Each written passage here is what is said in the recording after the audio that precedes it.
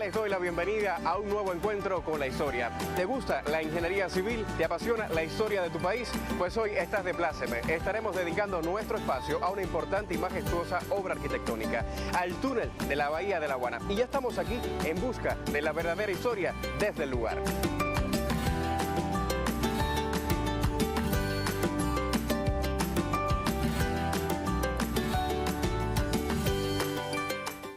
Este túnel circula por debajo de la Bahía de La Guana y está considerado entre las 7 maravillas de la ingeniería civil cubana. Pero ¿qué dio origen a la construcción de un túnel submarino? ¿Por qué no construir un puente que uniera Habana del Este con Ciudad de La Guana? A esta y otras interrogantes le estará dando respuesta a un invitado especial de nuestro espacio. Acompáñenme.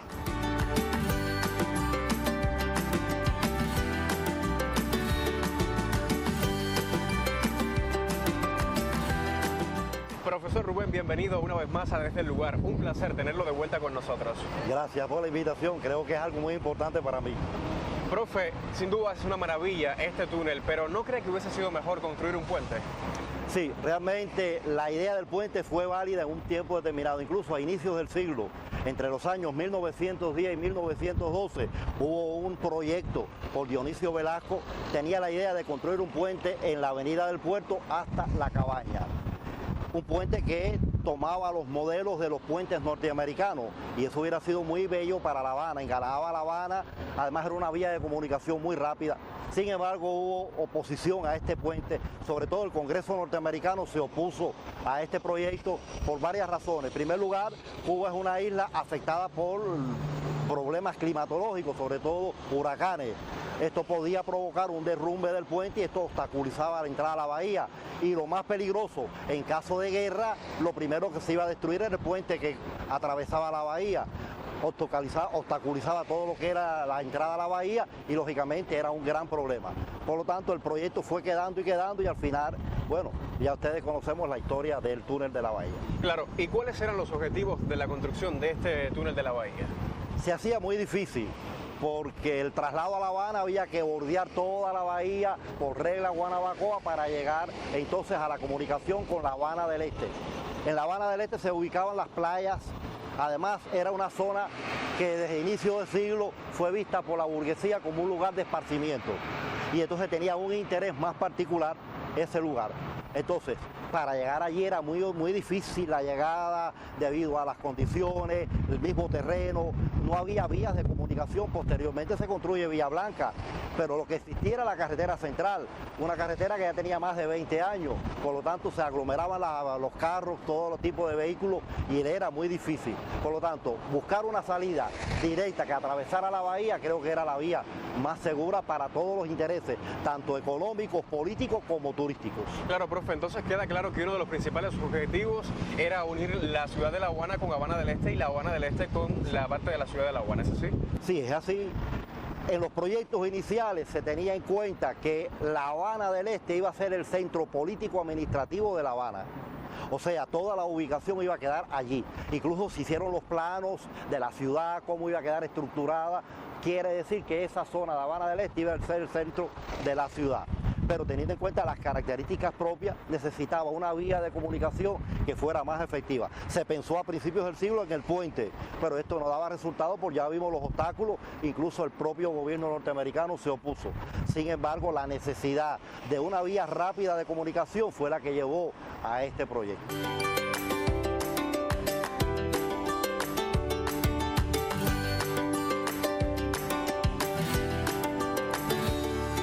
Continuamos el recorrido por las inmediaciones del túnel de la Bahía de La Guana, pero me surge una duda, ¿cuál es el sistema de drenaje de este túnel? Sí, realmente es una pregunta muy interesante porque cuando hablamos de la construcción del túnel de la bahía, pensamos, bueno, la construcción, los tubos y demás, pero ¿cómo se va a crear las condiciones óptimas para que esto sea una vía de circulación de personas? Entonces hay que ver, si ustedes observan allá al final tenemos un local que representa algo. O sea, cuando se concibió esta obra, se concibió lógicamente todos esos aspectos. Primero, el drenaje. Este era un lugar, es la entrada a la bahía, que significaba lógicamente por donde van a circular barcos. Es un movimiento de la corriente propia de la bahía. Entonces, había que buscar una forma que posibilitara crear una construcción que sin afectar toda la parte natural del contorno. Sobre esta base entonces se crea esta localidad se crea estas condiciones, se hace drenaje, pero no solo el drenaje, sino además por las propias condiciones. Ustedes después vamos a observar más con detenimiento cómo esta es una zona donde los ciclones, las propias condiciones del clima, la erosión propia de la cercanía al mar, hace que se deterioren muy rápido todas las construcciones que tengan metales. Y esto llevó también a todo un tratamiento. Se le hizo circulación directa, incluso se armó de electricidad, de alumbrado, de toda una serie de condiciones que favorecían el drenaje. Pero además, y lo veremos más adelante, hay compuertas, que eso significaba que en caso de un ciclón o condiciones climatológicas difíciles, estas compuertas cerraban y evitaban que el túnel quedara inundado de agua en momentos determinados. O sea que se pensó en todo, porque el proyecto creado incluía toda la atención propia y estilística del local.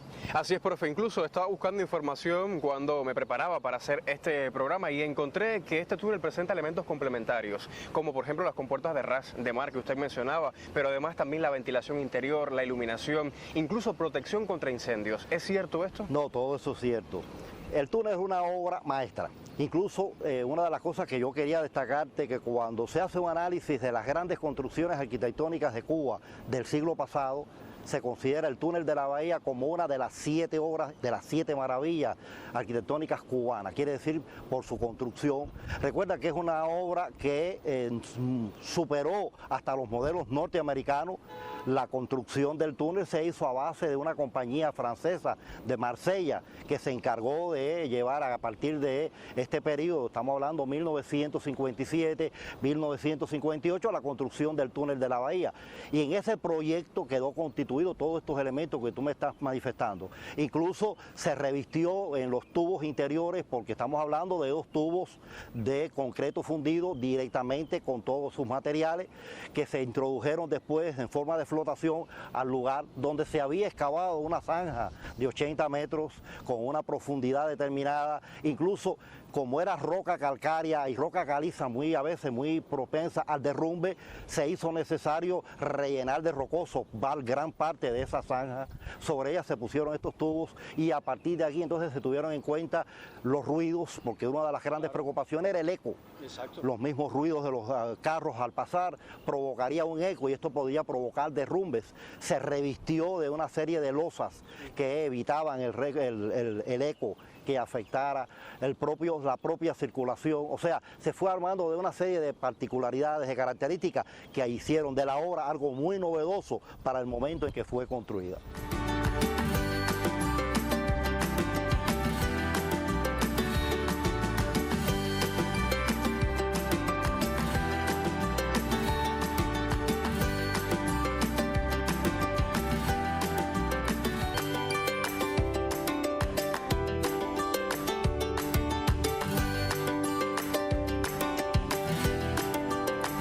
Profe, seguimos recorriendo el túnel de la Bahía de La Habana. Llegamos hasta la entrada a la parte este. ¿Qué características de forma general presenta esta obra?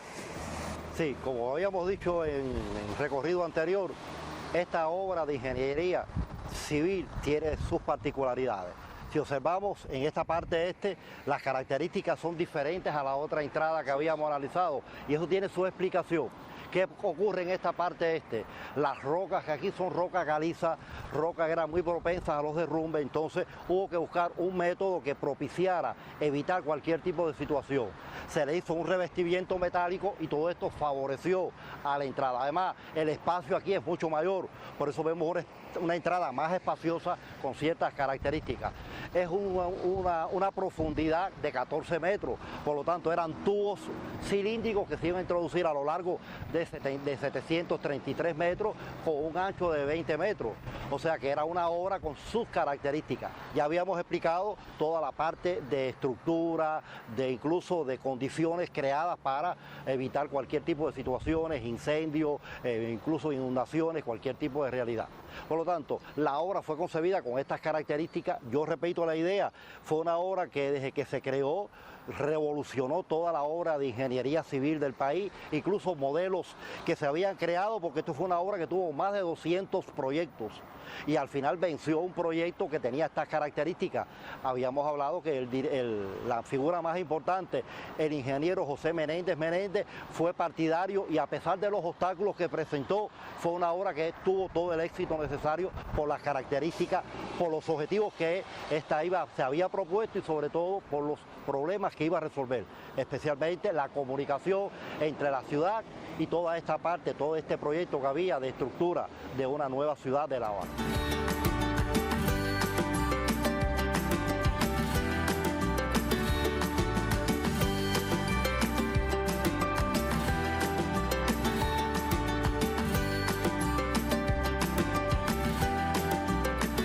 Profe, seguimos analizando las principales características de esta importante obra. Me gustaría conocer la importancia que tiene como tal el túnel de la Bahía de La Habana. Sí, es cierto, cuando se hizo el proyecto del puente tenía sus objetivos urbanísticos y comerciales. Sin embargo, ya vimos los obstáculos y por qué no se construyó un puente. A partir ya de este proyecto, recuerden que es un proyecto que se hicieron varias versiones hasta que una compañía francesa de Marsella se encargó de la obra, llevó a la práctica la obra, sobre todo para cumplir objetivos muy específicos. Primero, la vía de comunicación. De la otra manera había que dar toda la vuelta a la bahía, insertarse en la carretera central y esto implicaba lógicamente más demora porque era atravesar toda la parte de Guanabacoa, la zona de Regla, para llegar a la parte de la carretera central e insertarse a esta comunicación. Ahora, al existir un túnel con estas particularidades, insertaba muy rápido a la comunicación. Pero además hay algo que yo creo que es significativo. Este proyecto se hizo con esta compañía francesa. Sin embargo, ¿cómo se llevó a la práctica? Porque se tenía que desembolsar un capital de más de 28 millones de pesos para ellos, que es bastante dinero. Entonces, ¿cuál fue el canje que estableció el gobierno con la compañía francesa? Sobre todo, la compañía francesa iba a tener utilidades desde el punto de vista y beneficios de la industria azucarera. O sea, que el canje no era a través del dinero, sino a través de la producción de azúcar. Esta compañía y otras francesas se encargarían de comprarle a Cuba a precios módicos el azúcar y esto haría un canje al precio de la construcción del túnel. Que el Estado, incluso los propietarios, porque hay que hablar de eso, yo creo que es otra de las particularidades de la importancia de lo que estamos hablando. Era una particularidad, toda esta parte de La Habana tenía sus dueños. Claro. Y estos dueños lógicamente aceptan la construcción, pero que se les pagara la utilidad también.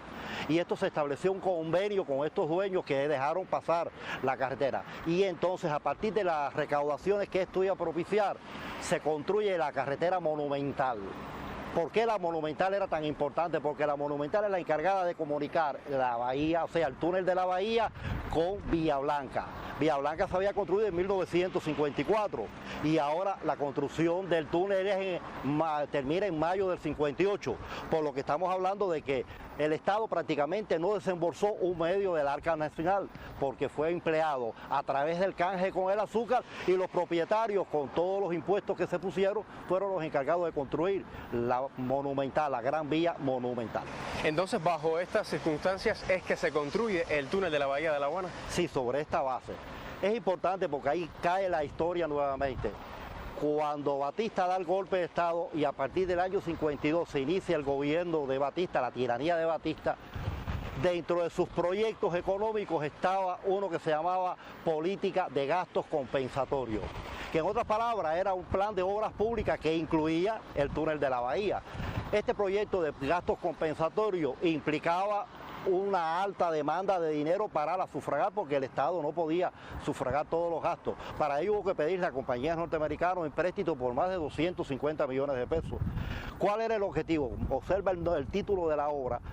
Gastos compensatorios. El gobierno decía que se iba a invertir una gran cantidad de dinero, el país se iba a endeudar con compañías norteamericanas, pero iba a traer como resultado la cantidad de trabajadores porque esta misma obra empleó más de 1.500 obreros.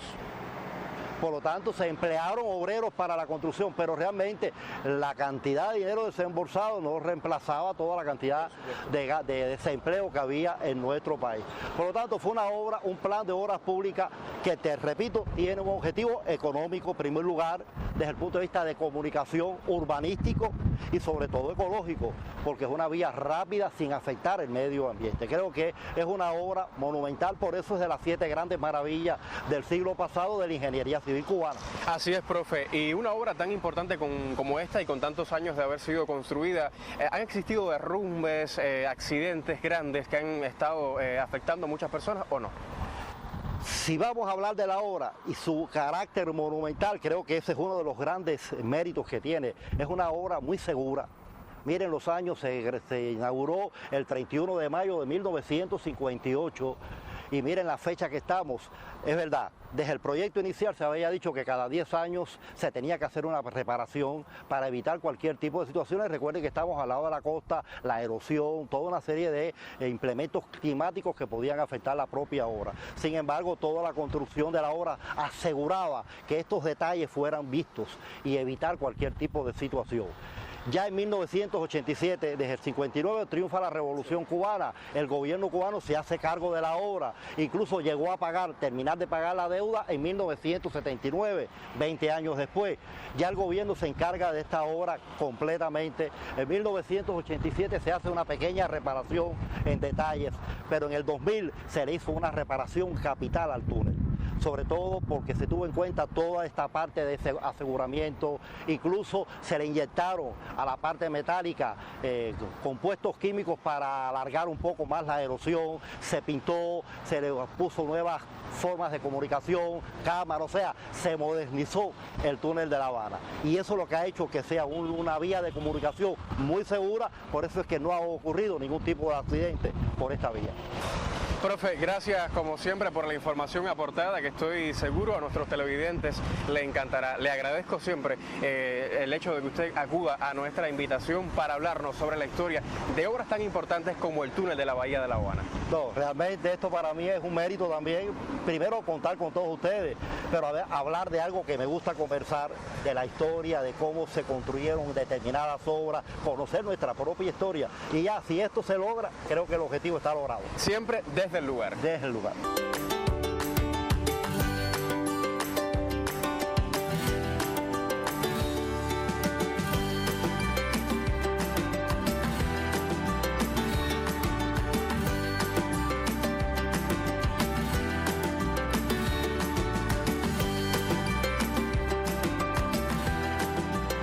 Para quienes lo visitan, el túnel de la Bahía de La Habana representa una de las 7 maravillas de la ingeniería civil en el siglo XX. También es una identidad que representa a la capital cubana. Quienes lo atraviesan pueden llegarse hasta las hermosas playas de Habana del Este, llegar hasta el poblado de Cojímar o sencillamente disfrutar de la historia desde el Parque Histórico Militar Morro Cabaña. Nosotros ya estamos terminando. Nos encontraremos próximamente, siempre en busca de la verdadera historia desde el lugar.